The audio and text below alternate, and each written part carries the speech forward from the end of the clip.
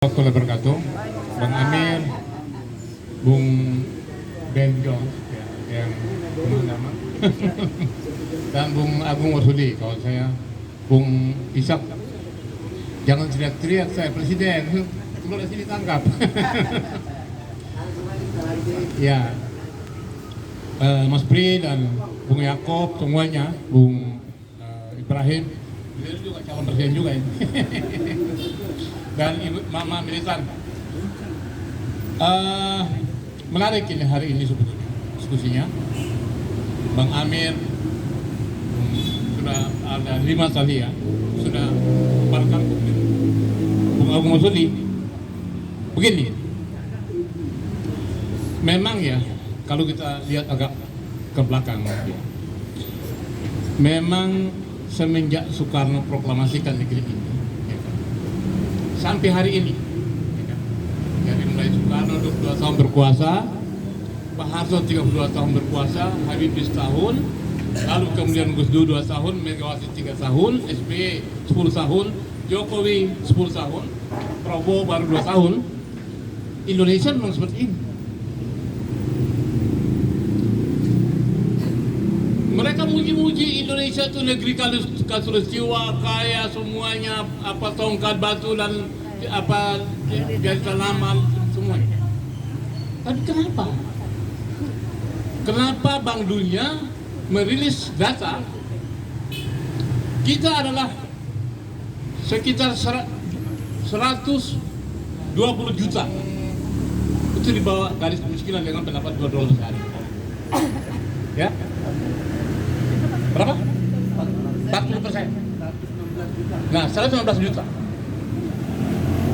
Lalu kemudian akhirnya dengan itu mau tidak mau di zaman Pak Harto, ya kan, kita harus meminjam ke Bank Dunia, meminjam ke IMF, ya kan? Itu benar sekali. Jangan-jangan itu uang kita sendiri. Nah, itu dia. Karena apa? Contoh. Ini sebelum ke Soros. Kita tanya ini ya. Saya pernah ngobrol sama Bang Rizal Ramli. Bang, apa sih rahasia yang membuat Gus Dur jatuh? Nah, kata Bang Rizal Ramli. Saya tanya. Waktu itu Gus Dur meminta agar supaya Freeport itu ya kan jangan 1% keuntungannya, minta 9%. Lalu kemudian Rizal Ramli terbang ke Amerika melobi, ya kan, Asmovet, ya, dan sebagainya. Begitu pulang, tetap Gus Dur bilang bertahan, minta 9%. Nah itulah gara-gara minta 9%, Freeport Gus Dur jatuh. Itu.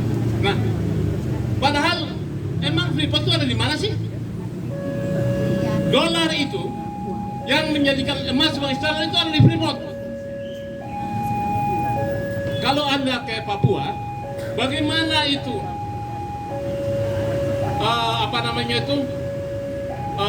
konsentrat Freeport itu diangkut dengan kapal, ratusan kapal paling. Dari gunung itu dia menjadi danau. Kemudian di gunung yang lain kalau bangun. Itu Papua itu Indonesia, bos. Bayangin saja. Jadi jangan-jangan yang dibilang Bank Dunia, lalu kemudian IMF dan sebagainya, uangnya dari situ juga. Jadi kita meminjam uang kita sendiri, gitu loh. Nah, dari ekonomi, dari politik, kita tahu lah. Muncullah Soekarno. Siapa sih yang tidak tahu Soekarno? Sebagai proklamator, sebagai penggagas, sebagai pejuang, ya kan? Di bawah bendera merah putih kita baca dengan jelas. Siapa Soekarno? Indonesia itu menjadi negara kuat dan hebat. Tapi apa? Soekarno yang hancurkan. Lain Soeharto juga begitu. Soeharto ketika menjadi the Golden Boys, dia tidak diganggu. Begitu dia mulai mencoba membangun kekuatan dengan 7 kali berita itu selama 32 tahun, lalu kemudian diganggu. Jadi kalau cerita tadi Soros, makanya saya mengatakan bahwa dolar itu adalah senjata politik, kemudian menjadi kekuatan untuk menghancurkan dan pola nakal kita. Nah, jadi Bung Agung, nah, kita perlu berpikir nih, bagaimana supaya dolar itu jangan macam-macam kita. Saya dulu dengan teman saya, mantan konsultan Bank Dunia, beliau mengatakan, Bung, bagaimana kita bikin $1.1000?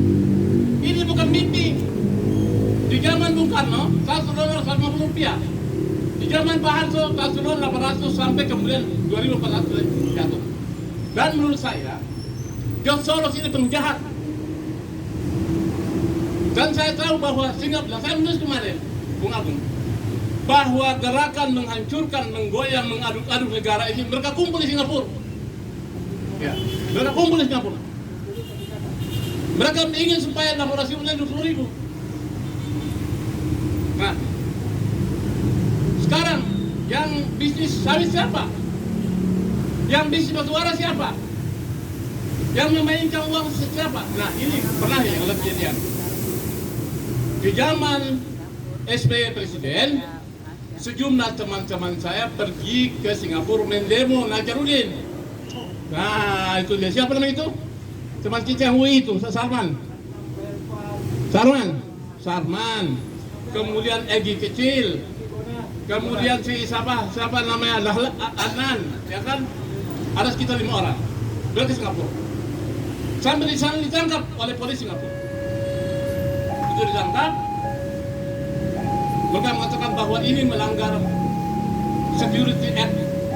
Iya, jadi melanggar peraturan keamanan nasional Singapura. Kalau sudah begitu, tidak ada kekuatan dunia yang bisa mempengaruhi itu. Oke. Lalu apa yang saya lakukan? Saya dari Bandung, saya datang.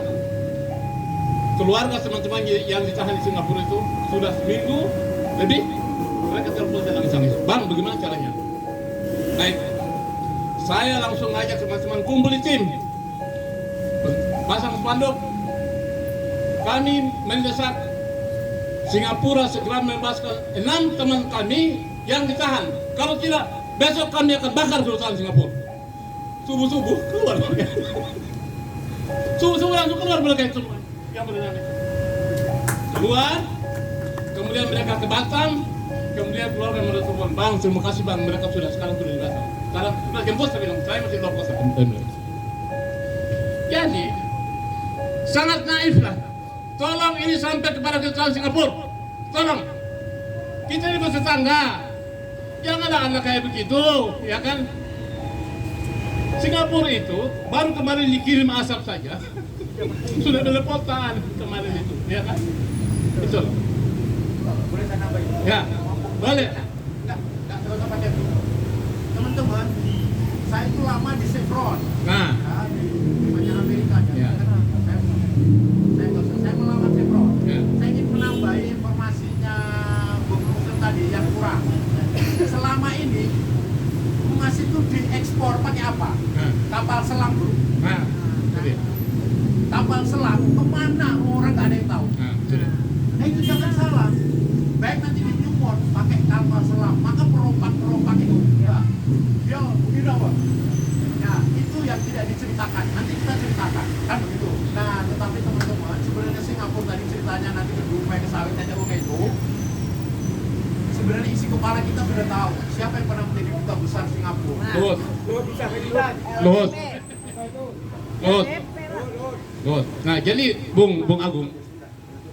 Baik, makasih tambahannya. Jadi begini. Jadi kita ini dibikin miskin, diketawain. Sementara mereka tuh ngerampok emas, ngerampok batu bara, ngerampok sawit. Anda tahu kenapa saya emosi? Di saat Luhut Binsar Panjaitan menjadi Menperindak, sayalah yang mempengaruhi Direktur Ekspor untuk menghentikan agar supaya ekspor pasir ke Singapura itu stop. Sampai kemudian setelah Luhut ganti Iswandi. Nah, si Direktur nanya ke saya, Bung, ini saya akan menghadapi kekuatan-kekuatan yang Bung tahu. para mantan-mantan, para bintang-bintang. Dari 29 perusahaan itu hanya 2 yang legal, 27 ilegal yang kirim. Dan Singapura itu tanahnya itu sampai luas puluhan kilometer. Itu ngambil pasir di Bintan dan sekitar. Nah, jadi tanah. Kemudian kemarin ruang udara kita Singapura itu juga memberikan bukti apa namanya